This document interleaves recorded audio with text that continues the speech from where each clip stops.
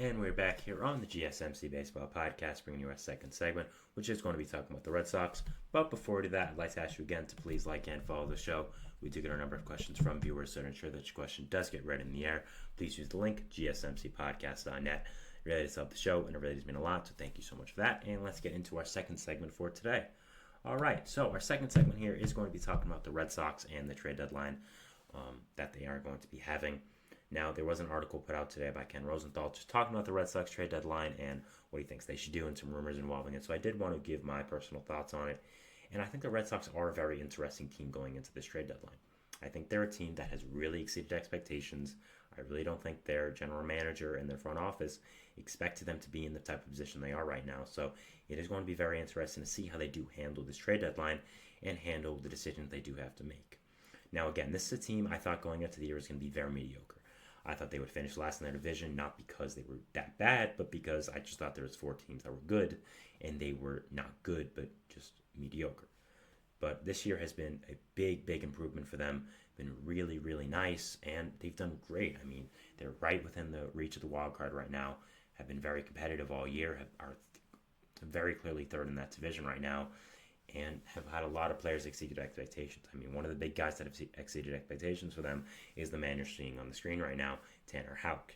Now, Tanner Houck was a guy who was just very mediocre going into this year, but has really stepped it up this year, become a plus starting pitcher for this Red Sox team, and has just done really, really fantastic. I mean, you look at his stats and they're incredible, and I think that overall Houck has become just a really, really good player for the Red Sox and is someone to build around for the future. Now, when you're looking at this Red Sox team, again, I think the one question you have to ask about the trade deadline is just simply, what should they do? Should they buy? Should they sell? Should they do a hybrid of both? What do you have to do? And in my personal opinion, I think it should be a hybrid. I don't think the Red Sox can justify to their fan base fully selling players and fully selling talent when they have done as well as they have this year, when they've been as competitive as they have this year. I just don't think it makes sense. Now, looking first at a guy like, let's say, Kenley Jansen. Kenley Jansen is obviously their closer, only 1 year left on his contract. Has said before in interviews he's not really happy with where the Red Sox are right now because he'd like to be more competitive. He's a guy you can sell off because Kenley Jansen is a very valuable asset, a very solid, good back end of the bullpen arm who's on a 1 year contract. Be a rental, and veteran bullpen arms with a name recognition like Jansen are always valuable. So trading a guy like Jansen who's on a 1 year contract, who isn't going to be a big part of your future because of his age, I think would make a lot more sense. And I think would make sense even if you're trying to buy. You can buy and still trade off some of these players. You can do a hybrid because let's be real, the Red Sox are in this situation right now. They have done well. They have been a really good team, but at the same time, are they winning a championship? I don't think so. So selling off a guy like Jansen would make a ton of sense in my opinion and would get them prospect capital back. Now, a tougher question comes to a guy like, let's put here, Tyler O'Neill. Tyler O'Neill was, of course, acquired in a preseason trade with the St. Louis Cardinals after his time just kind of wore out there. There was some, personal stuff I think going on with him and the manager of the organization, and just also with the outfield depth the Cardinals had. They just thought it was time to move on from O'Neill. I thought it was a fine trade. And yeah, O'Neill has been a monster for Boston. Now, he's a little bit more of a tough call because, yes, he has 1 year left in his contract, so by my logic, he should be traded. But at the same time, this guy's under 30, is having a fantastic season with Boston, and I think can be a long-term piece for them.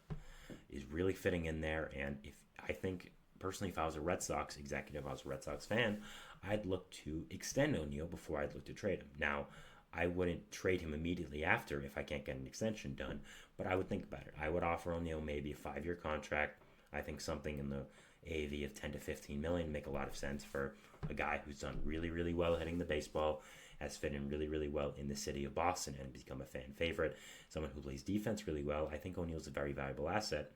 And for a young team that is competing this year and should be competing next year, and further on from that, I think extending O'Neill and making him a big part of your future would make a lot of sense. Now, I also think you should be shopping him.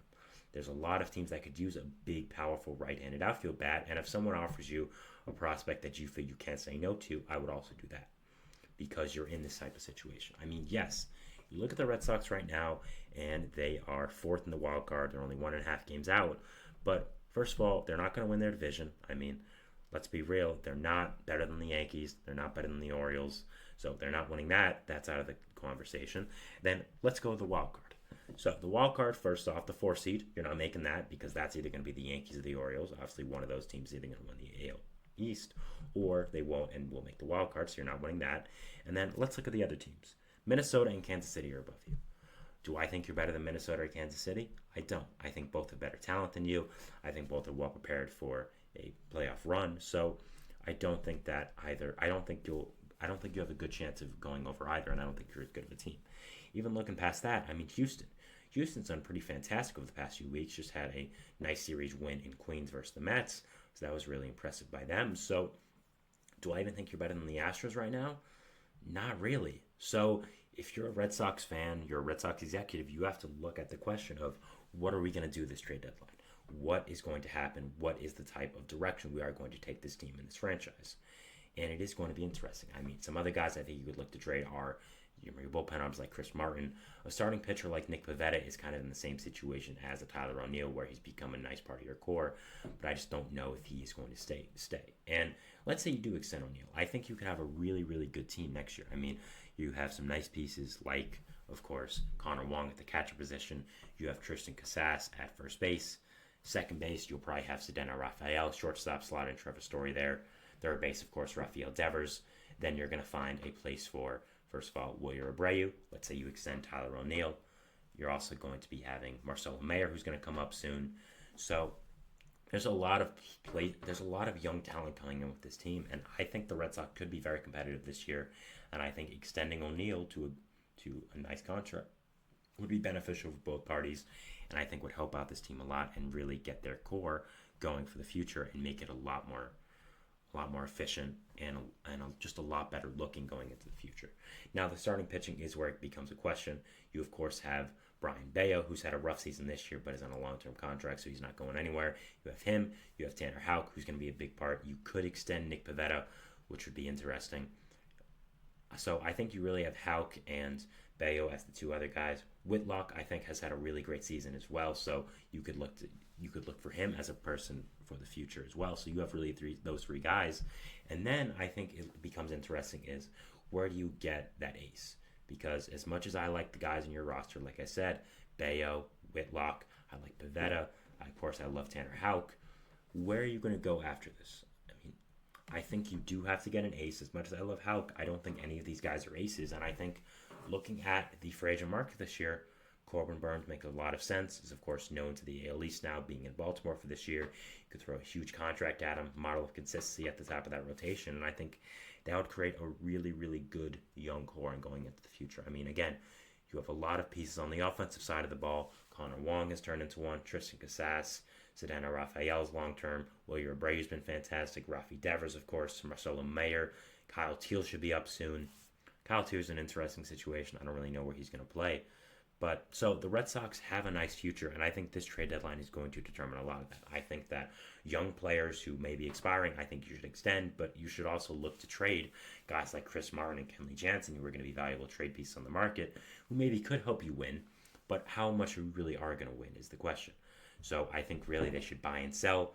They should look to extend some of these younger guys, maybe trade for some other controllable pieces that are younger, but trade some of the older one-year contract guys. I think that's really the clear option here, to trade guys like Kenley Jansen, like Chris Martin. And yeah, I mean, again, looking into the future, the Yankees and Orioles aren't going anywhere, but the Rays might be on their way out, and it's kind of looking that way. I think the Blue Jays are kind of an interesting situation right now. We don't really know what's going to happen with them. So overall, I'm very interested to see what is going to happen with this Red Sox trade deadline, with this Red Sox team and core in general. And it's just something that is crossing my mind, and a team I think is very interesting to see for the rest of the year. Also, I want to say hola to Hawaiian 5-0. He's in my comments, so hi, how you doing?